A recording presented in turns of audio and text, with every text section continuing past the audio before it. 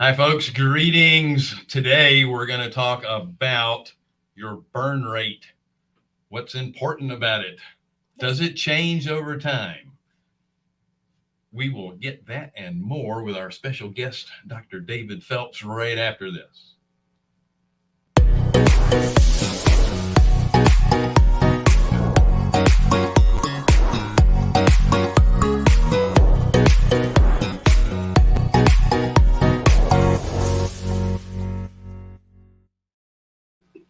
Wendy's hassling me because I wasn't smiling enough. So I'm just going to talk like this the rest of the way. Greetings. I am Bill Fairman, Wendy Sweet in the middle, and Jonathan Davis over there to the left. We are Carolina Capital Management, and thank you so much for joining us on the Real Estate Investor Show, Hard Money for Real Estate Investors. Like I said, we are Carolina Capital Management. We are a private lender in the Southeast for real estate professionals. If you're unprofessional, don't call us. If you'd like us to take a look at one of your projects, go to carolinahardmoney.com and click on the Apply Now tab. If you're a passive investor looking for passive returns, click on the Accredited Investor tab. Don't forget to like, share, subscribe, and hit the bell. And don't forget about Wednesdays with Wendy.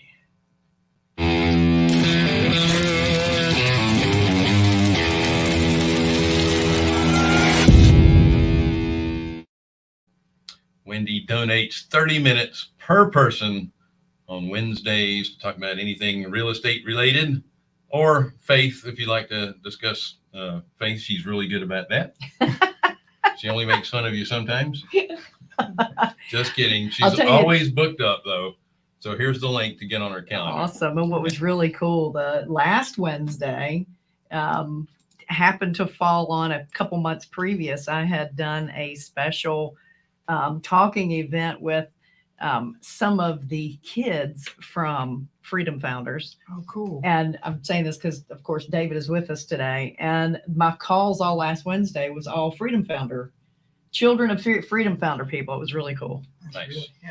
Really Well, cool. we do have a question and comment section on the right-hand side of your screen or at the bottom, depending on the platform you're viewing us from.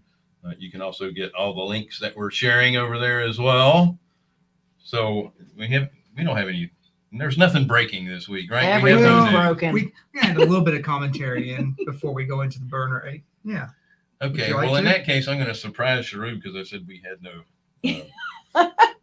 You should ask your Breaking co-host news? Breaking stuff news. first. So I'm going to say I'm talking over longer so she can have plenty of time to queue up the breaking news.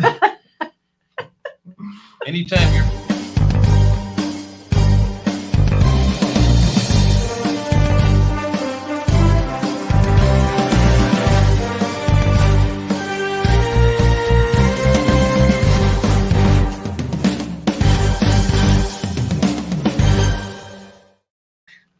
When will it end? I feel like I'm on a Mission Impossible set. Anyway, Awesome. Thank you, Sharub, for jumping right in there and taking over. So Yeah. Well, we're going to talk about burn rate, which we're going to let Dr. David Phelps explain exactly what that is. But kind of to build into that, just last month we received reports that consumer spending and consumer debt rather is a lot higher than it has been. In fact, way higher. in 20 years. a lot of people living off their credit card. Yeah. Yeah. Well, that's the thing.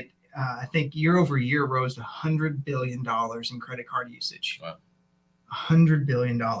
So that is more people stacking up consumer debt, Mhm. and we can let Dr. David Phelps tell you how that'll affect your burn rate. Also, we're seeing, slowing down in the appreciation of homes. We're continuing. I think we're 4 to 6 months of continual slowing down in that. Which is good. We needed it. It's getting to normal. It's down to 18 now. Yeah. Woo. That's great. Down to 18. You're seeing more inventory lingering on the market. Hopefully, people will lower prices and we can start moving things and get a little bit back to normal, whatever that means for the time period that we're in. The only thing that is still rising are rents. Right. They are Thank you, still Lord. going up, Yes. That's great. which it was the report came out for the highest rent appreciation, I suppose, in the nation and by percentage. Right. Do you know what city that was? Hopefully New York? Charlotte. No, What? no. Lexington, Kentucky, where I'm from. Really? Yeah, Wow. Yeah. So Interesting. it is the highest. I gotta, Is that because it started off so low? That's exactly what. Yeah, Yeah. exactly. Yeah. Lexington, Kentucky is number one, followed up by Corpus Christi in Texas. Now on the list, on the top declining markets in rents are Irving, Texas, and Plano, Texas, Really? at number 4 and 5. Huh. Chicago's number 3. Huh. Yeah. But so Corpus Christi, Cincinnati, and Columbus, Ohio. So basically, what you're seeing is affordable places that have been historically affordable Yeah. are rising again because people are seeking out that affordability. Yeah, that makes sense. Yeah. That makes sense. You know what I thought was really interesting too? You were talking about how sharply consumer debt has increased when, 2 years ago, COVID time, and as a friend of mine who's speaking on Sunrisers tomorrow, Jordan Knabb, he's an attorney, said when the helicopter was flying around dropping money on everybody, not only was consumer debt really low, but savings was really, really high. I didn't put the chart up, and I'll make it available to everyone. But yeah, you can see in 2020 when extra surplus money was made available to everyone, it was a negative 17% year over year. Wow. Which means people just crush their debt down. Mhm. And then now, since then, we're up at, where we're at 12.6% Wow. year Big over year. difference. And as the Fed continues to raise rates, then those cards are costing you even more. That's right. That's right. That's right. Exciting news. Okay, so that was some great breaking news. Hey, builds for Mr. Let's- David Phelps, or Dr. David Phelps, rather. That's for sure. David's going to get bored sitting over here in the green room, so I'm going to bring him on in just a second. But we have a special visual treat for him first.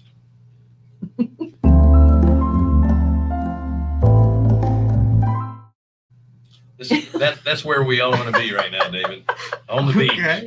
Is that where you are? Welcome to our show, and thank you so much for joining us. Well, that's not exactly what the green room looked like. It was close. It was close. So thank you for that. Thank you for staging a nice place for me to rest and relax before I come on your wonderful show.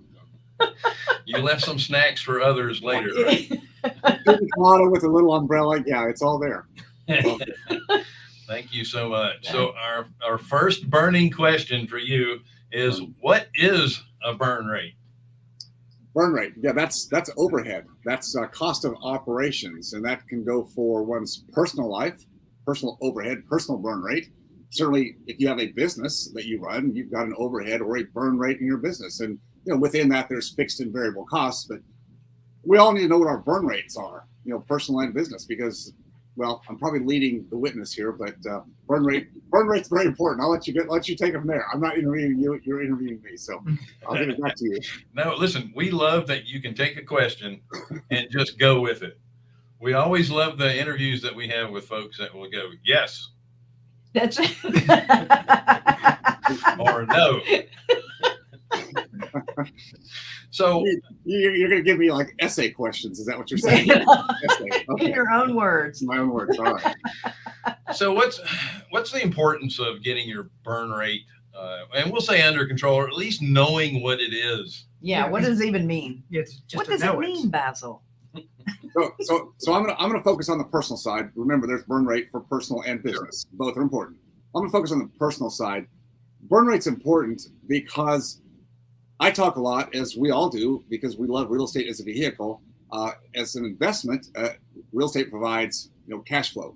So if I want to gain freedom in my life, then I need to somewhere start replacing my personal burn rate with something else that doesn't require me to go to work. Now, there's nothing wrong with going to work. We all start there. We need to work. We get an education. We get training in something, get a career, or be an employee somewhere. We earn money to pay for our burn rate. But if our burn rate starts to escalate over time, which often it does, because the idea is as you travel through life, your education, your experience, your skill sets allow you to earn more money. That's a good thing. But what happens to too many people is they let the lifestyle burn rate also escalate. Now, I'm not saying it's bad to aspire to have a nicer home, bigger home, maybe a better car than what you started with when you were just getting out of school, which that's nothing wrong with that. But if we focus on what's my real burn rate and how quickly, here's the question, how quickly with a plan in place could I start to replace the cash flow, the income required to fund my burn rate with asset-based income? How quickly could I do that? That's what I call a freedom number. And that's why it's important to understand what's my burn rate. Because if we don't have any goals set on that, it can continue to escalate forever. And that's where people get on that treadmill. The treadmill of I earn more, it's all good, I'm living a bigger life, a nice life, great life, provide for my family, but I'm on this treadmill. And where do I ever get to exit the treadmill? Even a little bit, even drop the incline a little bit, right? I mean, you guys go to the gym, you know what I'm talking about. You know, at some point you just can't keep that incline up here running it at higher RPMs. You've got to drop it down. Well, in real life, once you're on that treadmill, it's hard to turn it back down again. Yeah, you know, it's it makes me think of the hamster on the wheel. I mean, that wheel can only go as long as that hamster is running, and once you step off, it's done. So, you know, to kind of illustrate the point, you know, we need something that's moving that wheel even when we're not on it. And I don't want to lead the question, but I'm going to. I already know the answer, but I'm gonna ask it anyway. You know, I found that when people say that, most often they don't know the answer. So,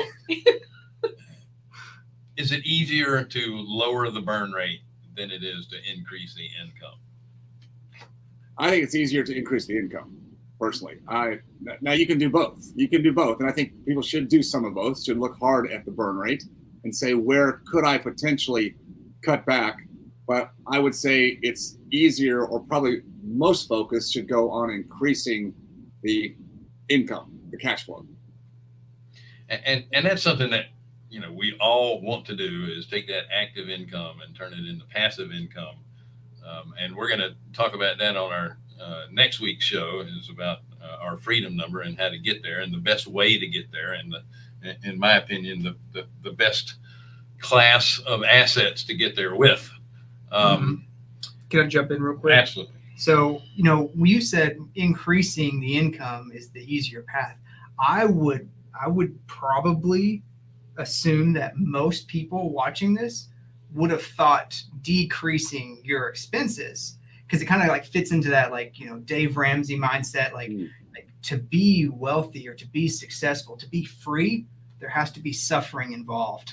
Like you have to take away. And I love that you came in and said, no, like it's easier to add income, right? I mean, when you we're all about suffering here, are we not? We're suffering each other right now. No, we're not. We're enjoying this.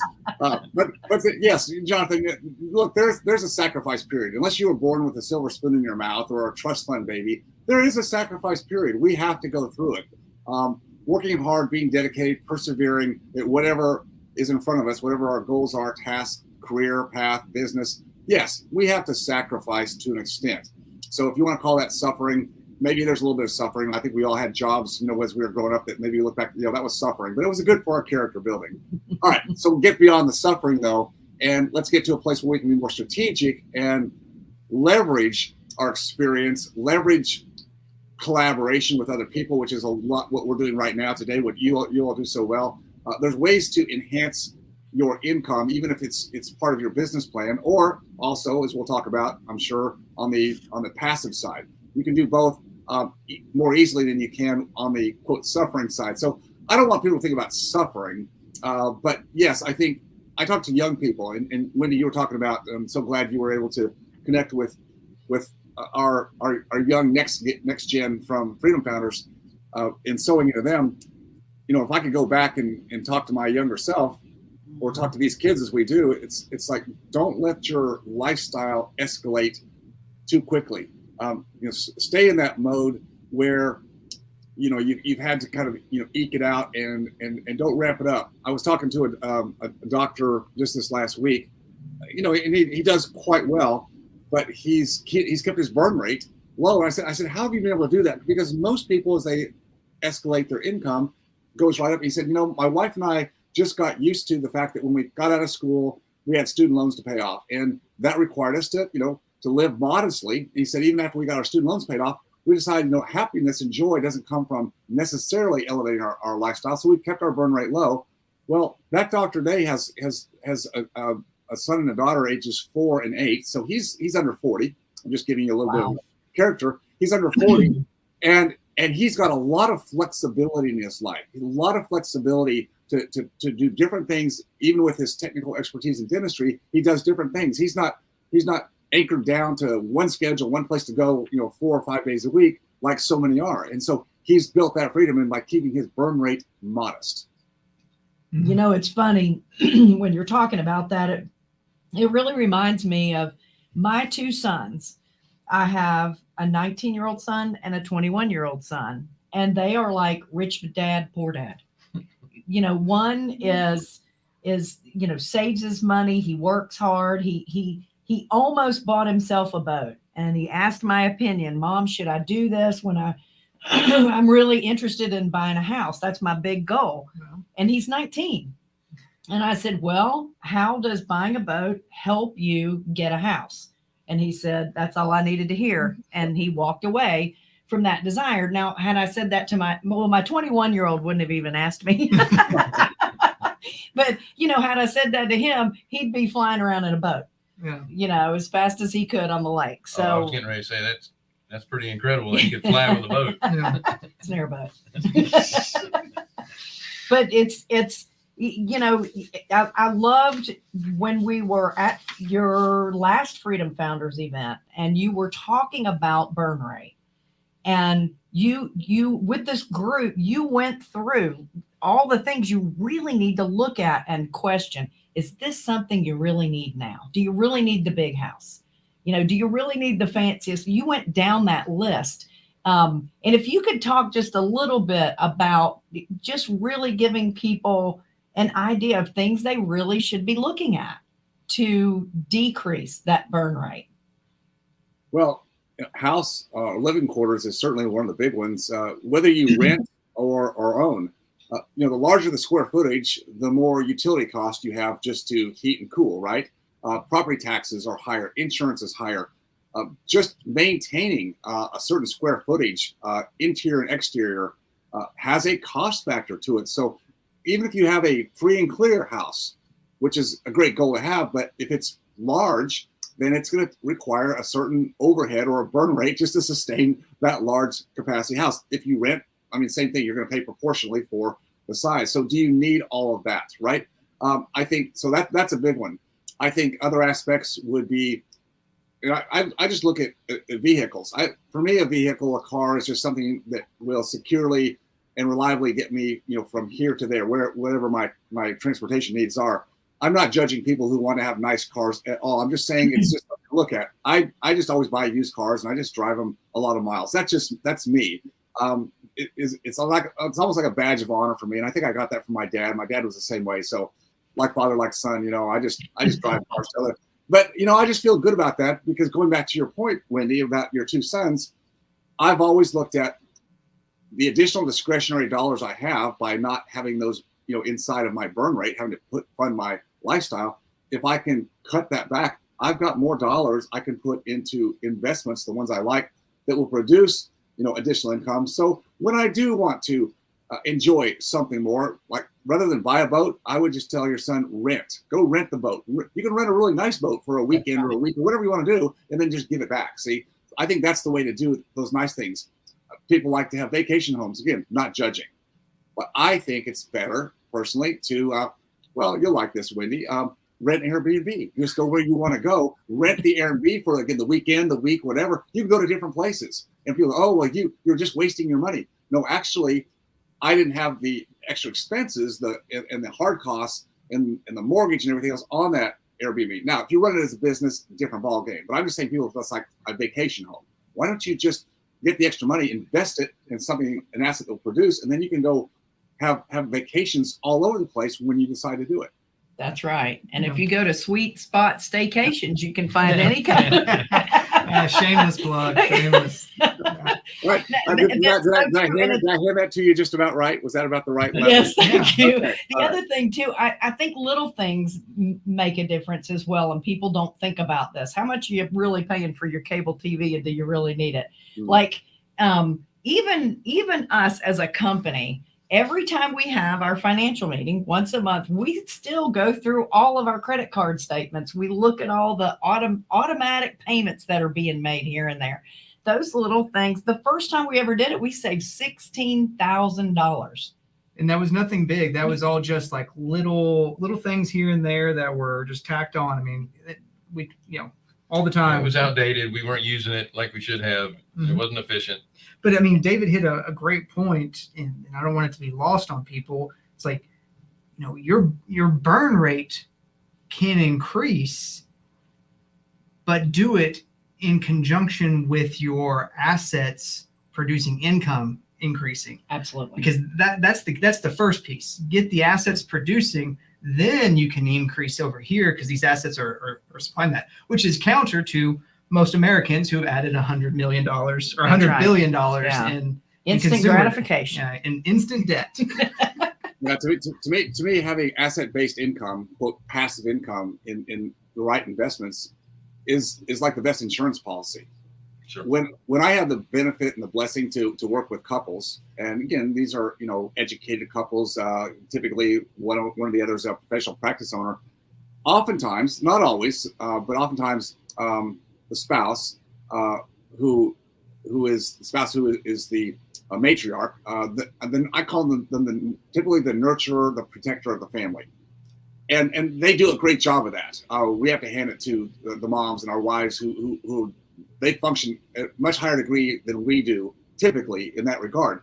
So they look at everything from the standpoint of investment or expense, and most things are an expense to them because they're trying to, again, protect the family. What I realize is in talking to a lot of these couples, the high income earner who goes out and works outside the home is thinking, well, the sky's the limit. I can keep earning and keep building, and she's thinking security. Okay, well, yes, we have insurance. We have life insurance and disability insurance, but that's not enough. I want to know if something happened to his or her income capabilities, what's there besides an insurance policy that would keep some kind of cash flow coming? And what I realized is when I showed them that you don't need to be able to just replace his or her income. If you can just replace your burn rate, your lifestyle burn rate with that asset-based income, that's like the best security in the world, because now, and I see the stress come out of their faces. They don't have to understand all the financial machinations of how real estate works and all that. They just want to say, are there checks in the mail or ACH, that are coming in that I can actually see, and they're coming from not his or her work. It's coming from this investment that we made, and that's producing it, and it's sustainable. It's predictable.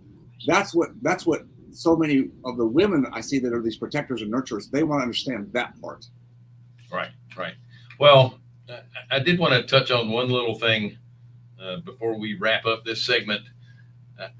You still have emotion that gets involved with that home that you've been in for probably 20, 30 years. Raised your kids in. Even, if it's free and clear. And in my opinion, that's a way to downsize, take that extra money and use it to invest in something that is going to create some cash flow for you. But you still have that emotion. When I first started originating mortgage loans, as soon as the wife started talking, and I'm sorry, it's usually the wife. I don't mean to. Yeah, don't be a bigot. But usually when they're already talking to me about, they've picked out the curtains for certain rooms, I knew this transaction was going through. Yeah. Because it's about the emotion. How do you overcome that emotion, or do you? Well, I don't think you overcome it. I think that plays into part of everybody's lives to some extent. Mm-hmm. And so if you're talking about this, the sentiment of a family home that you've raised all your kids in, but look, I think we have to at some point let go. You can always take pictures. I take pictures. Take pictures. And then when you get together at Wendy's Airbnb, you have an album. and you can open it up and recall those great memories you had there. But yes, now you downsized effectively. You got the money working better for you. So I like that. Right. Yeah. Do you remember when Aunt Susie kept tripping over that step you wouldn't fix? There it is right there. There it is right there. Bad memories there. Yes. You pull those out of the book. You don't keep those. That's awesome. We want to also bring up his book, Yes. right? Which is Yeah, let's rather talk about fun. your book, David. Sure. All right. Well, I published the Renew book. I published the book. It's behind me, but I actually have a copy there, and I think it's there. There's so it's Awesome. inflation, the silent retirement killer. You all were talking about it a little bit on the front end of the opening of the show today. Is that we are in different times than this country has seen in really 4 decades, and we're seeing heavy headwinds of inflation and what the Fed is trying to do to offset that, and what that may cause as a downline situation with recession correction. So we just we put together this book, and it's there's history and fundamentals of economics in it, but there's also what you can do. I mean, part of the show today is like what people can do to protect and hedge themselves against inflation, the high costs, and then protect against downside risk protection in the markets. I'm talking about like financial markets that are very, very volatile typically, and that's why we like real estate, because there's much less volatility in real estate, much more predictable. Mm-hmm. So you can pick that book up off of Amazon, and thank you for putting the. Oh, absolutely. Absolutely. We have a direct link to the page over there in the chat, and that will stay on there, so you can just click it on and go right to it. David has a lot of books, and he does a really nice job of taking the complicated and making it simple to understand. And Well, I like the idea of how to outwit the Fed. That's outwit Jerome Powell. Don't you everybody want to outwit Jerome Powell? I kind of do. I want to outwit him. So we have a plan of attack on how to outwit Jerome Powell. I'm not saying he's a bad guy. I'm just saying let's just outwit him, right? shouldn't be too hard. And I made this comment last week. The real estate space and the right space, it's a defensive play that continues to grow. So you can still get growth over time. You can get some tax benefits as well, and it's still a defensive play. Although if you read the headlines and they talk about the real estate crashes, those are the people that aren't investing. Yeah, well, headlines are clickbait. I mean, they have to always make hype everything. Everything is extreme, right? Everything today. And so, yes, if you're don't watch that. We know from our experience, decades of investing in real estate, that real estate is much less volatile. Yes, it is affected, but there's lag time. There's plenty of time to position yourself the right way, and that's what I love about real estate. I don't have to be a trader and try to watch the market every day and see what's happening. Right. And go, oh my gosh, I just lost 20% on my account. Nope, that didn't happen in my real estate. Nope, didn't happen. Right. That's right. That's the point I was going to bring in. I mean, in the stocks, you worry about actual principal loss often, and in real estate, you very rarely have to worry about principal loss. Right. Yeah. David, thank you for being so gracious and being on our show. I want to mention that David will be on next week's show. So if you see all of us in the same clothes, because we're recording this right after this one. Just one question. Do I have to go back and sleep in the green room for the next week? Yeah, you do. Hope you saved yourself some green M&Ms. Thank you so much, David. Yes, thank you, guys. Jonathan, would you like to ask the question of the week? The question of the week is this one right here. It's right there. Yeah. We're fancy. Hey, we have monitors.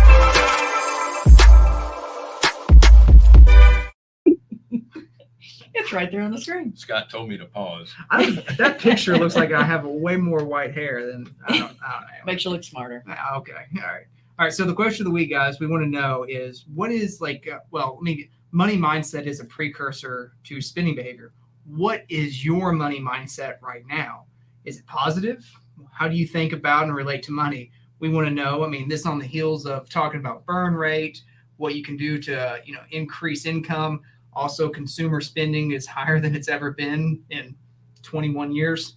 So just kind of want to know what your mindset is. And you can answer right here on our chat, Yeah, whether it's live or not. You can below, to the side. I don't know. Wherever it is on your screen. There might be a bell you ring. I don't know. And yes, it's an essay question because it's like Yeah, a don't just paragraph say, full of questions. yeah, I can't say we yes or won't no. accept answers less than 2 paragraphs. All right. Before we go, let's talk about the upcoming Quest Expo, which is the 20th.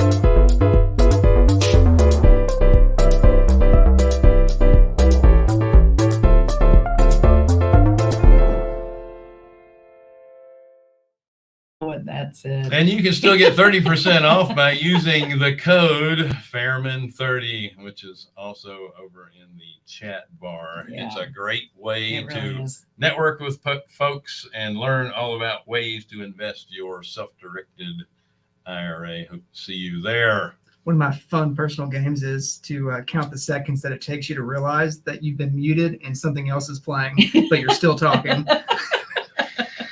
Listen, I never stop talking. 3.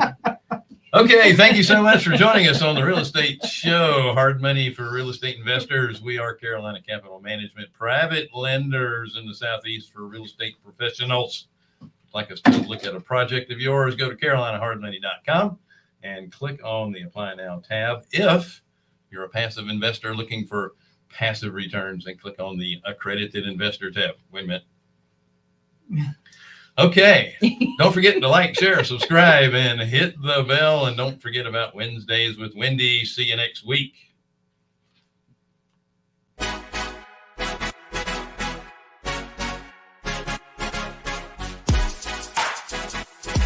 Hey.